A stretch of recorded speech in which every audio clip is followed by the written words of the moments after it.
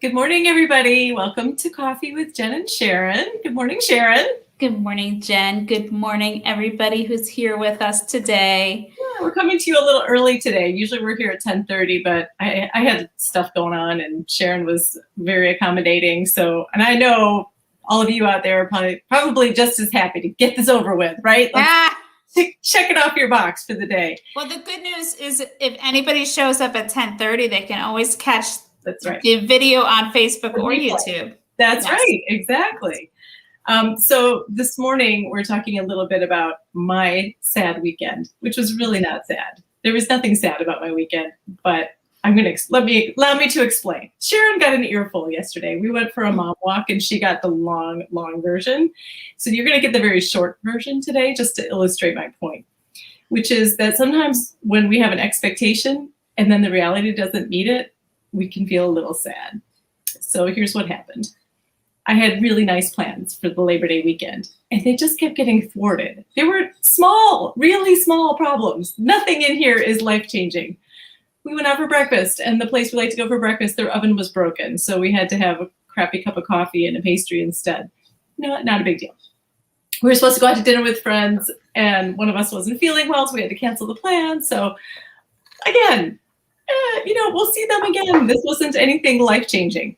But the one plan I had in mind that I was really looking forward to the whole weekend was on Labor Day. I had planned that my husband and I would go for a little date because we're empty nesters again for a short little window. And I thought we'll go for a nice walk in the metro parks, get nice and hungry, and then we're going to go to this beautiful vineyard that's nearby. And it's going to feel like we're in Italy because they have these rolling hills. I've seen the pictures. You can sit on their patio in some nice Adirondack chairs, have your glass of wine and a little wood-fired pizza. It was going to be perfect.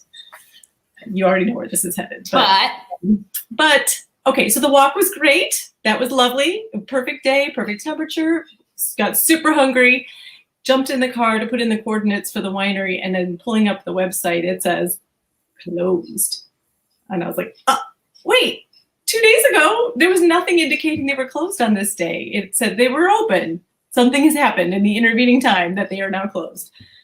I'm like, okay, not a big problem. There's 7 other wineries in the area. One of them will be open. No, they're all closed.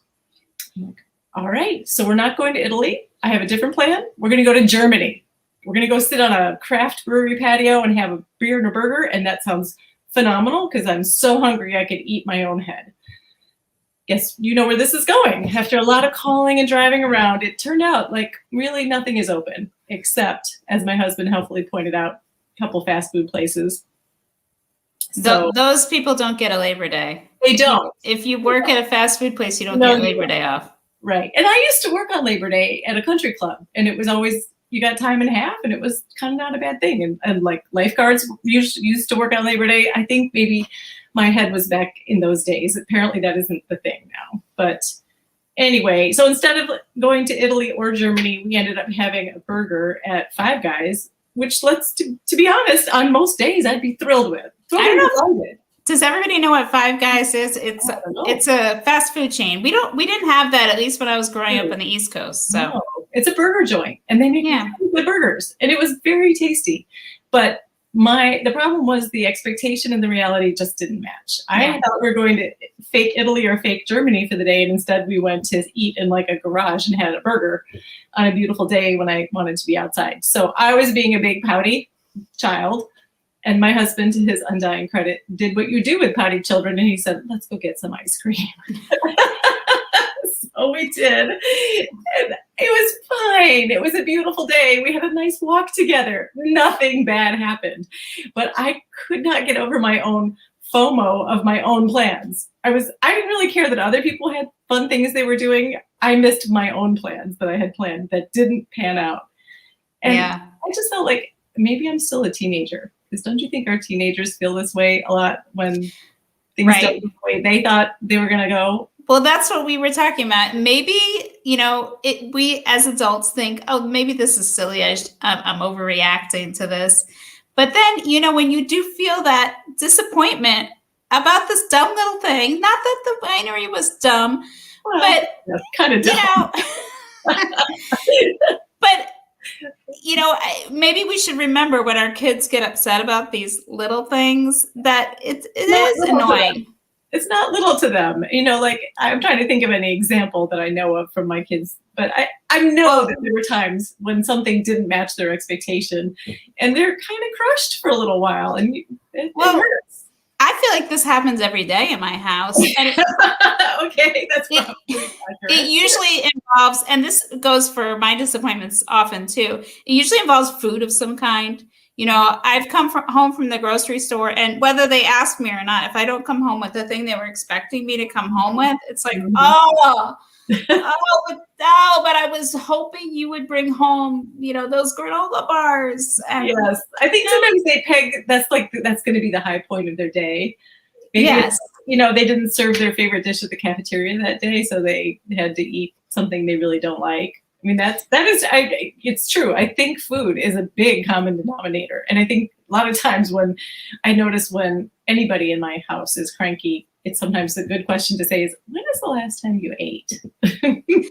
Well, when I was thinking about this, Jen, and why those little things would matter so much, I was thinking about how, there's a lot of bad stuff going on right now in the world, right? There's a lot of big problems that are affecting us personally in our daily lives. And everyone says, seize those little joys and the little treats, the little moments. But then maybe it's that we're so maxed out and that, when those little things, the things we were counting on get messed up, that it takes out a bigger importance because we're already stressed. It's like kind of like the last straw. Like, you kicked me while I was down. How dare you, life, throw me this one small joy that I can't have. I'm just remembering now that one of my kids was a little salty about the fact that I didn't pick up chocolate chips the other day because they were going to make a mug brownie, and I think that was going to be the highlight of the day, and then it didn't happen because I just didn't realize the importance of getting that item that day. So this can also happen. I don't know what age your girls started doing their own laundry, but if you're still doing your kids' laundry and they don't have the clean item that they were hoping to have, that, the plans for the day revolved around that outfit. Yeah. And now the pants they were going to wear, they have to change too, because they don't have that shirt that they were going to wear. Yeah. And I guess a question I have for you, Jen, and for those who are watching is, how sympathetic should we be when these things happen? Because, I get it. But okay, let's keep it in perspective too. Till yesterday or Monday, whenever, I would have been in camp, like, suck it up. It's not a big deal. But that would just sort of reminded me that sometimes it's about something more. It's not really about the outfit or the food. It's about it's control. I think the bottom line is it's something that they could control that they now cannot control. And nobody likes to feel like they're out of power. Like, I don't have the power to make this thing happen that it was going to happen. So I guess I've notched my sympathy over a little bit this way. I'm still kind of in that, like, it's a problem, but it's not a life-ending problem camp. But I have a little more feeling of like, okay, maybe we need to recognize it's about more than just the thing that they are complaining about. But they don't always know that too. Yeah. Like, they can't articulate, but I know that I'm crying a lot because I don't know, whatever, I had to get a flu shot and that wasn't what I planned for my day, but they don't know that something else, they were upset about something else. And that's why the little thing set them off. I don't know. Yeah. I think that I draw that line wrong a lot of times in the sympathy versus, buck up and move ahead. Because my theory is that, yes, you should feel disappointed. That's fine. You can't, you should understand what you're feeling.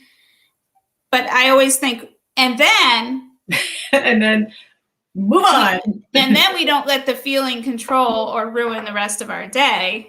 But I'm not good at that. Maybe somebody who's watching can give us some advice on. I'm sure many people are better at this than either of us, but I bet there are a lot of people out there going, Yeah, I didn't really have a lot of patience for whatever the complaint was this week.